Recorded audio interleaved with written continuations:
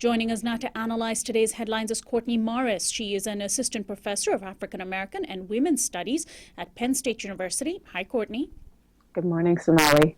The U.S. and Iran, frustrated by a lack of progress on nuclear talks, have agreed to a 7-month extension, dashing hopes of an official warming of relations between the two nations. Secretary of State John Kerry met with Mohammed Javad Zarif in Oman, who is his counterpart, to discuss details of a deal that initially seemed tantalizingly close before they broke down into tense exchanges. Iranian speculation abounded as to why people were unable to conclude in an agreement. Republican congressional wins as well as Israel's influence could have played a role in an agreement not being reached.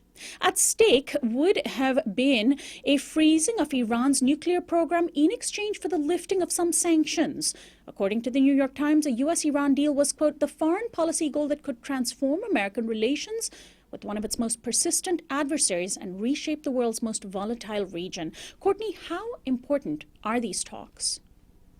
Well, Sonali, I think these talks are hugely important. I mean, as you mentioned, these talks have implications not just for improving the relationship between the United States and Iran, but also in terms of transforming what is politically possible in the Middle East. And in the case of Iran, there's quite a lot at stake. The easing of Western sanctions, Western economic sanctions on Iran would be a huge boon to President Hassan Rouhani, who's losing quite a lot of political capital as the talks drag on, making it harder for him to ease in some of the democratic and secular reforms that he campaigned on during his presidential campaign in 2012.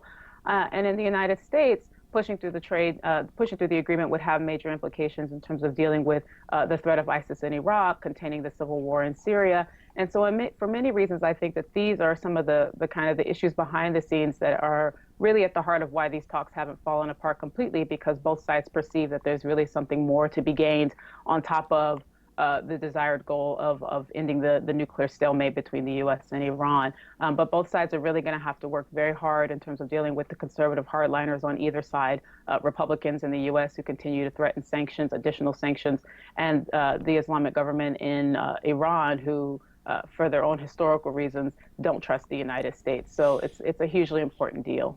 And in other international news, in Nigeria, between 45 and 60 people were killed this week when 2 suicide bombs blasted a crowded market in the northeastern city of Maiduguri.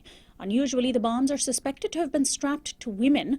Maiduguri is considered a stronghold of the Nigerian militant organization Boko Haram, which took credit for kidnapping hundreds of young girls and women this summer. Boko Haram has been rapidly expanding its reach, taking over one town after another, even as government officials claim they are in negotiations with the group to sign a ceasefire agreement.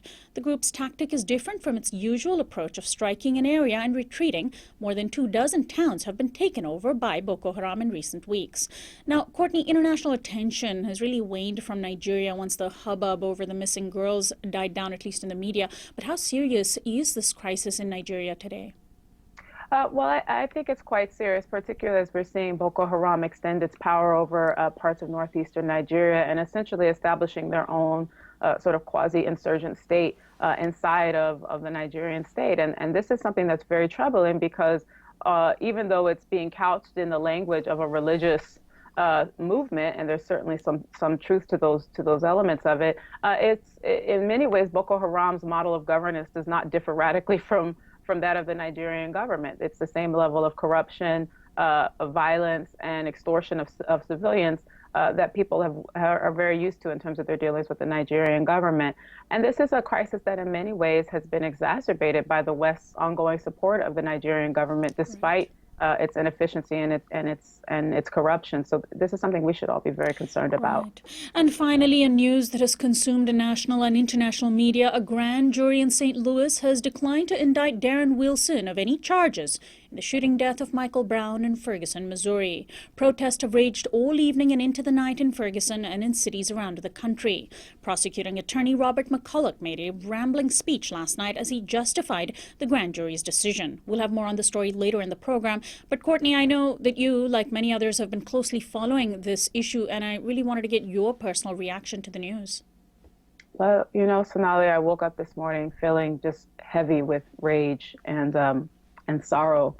I thought about being 10 years old and watching the Rodney King verdict in disbelief, and watching my parents looking at me and my brother completely helpless and having no sense of what to tell us. And I find myself feeling that same way. There are so many young Black children, young Black and brown children that I care about, and I feel that my arms aren't big enough to hold them, that we really can't protect them, that we live in a state of impunity where the police are allowed to take our lives with no consequences. And that sends the clear message that no matter what we tell our children, that at the end of the day, the state does not believe that Black lives matter. So it's a disheartening morning.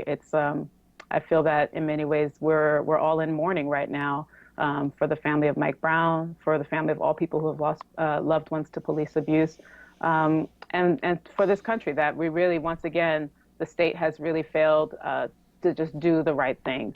Right. Well, Courtney, I want to thank you as always for your insight and your analysis and your heart. Thanks so much. Bye, Sonali. Courtney Morris is our Daily News Flash guest expert. She is an assistant professor of African American and Women's Studies at Penn State University. This is Uprising. When we come back, we'll go live to Ferguson. Stay tuned.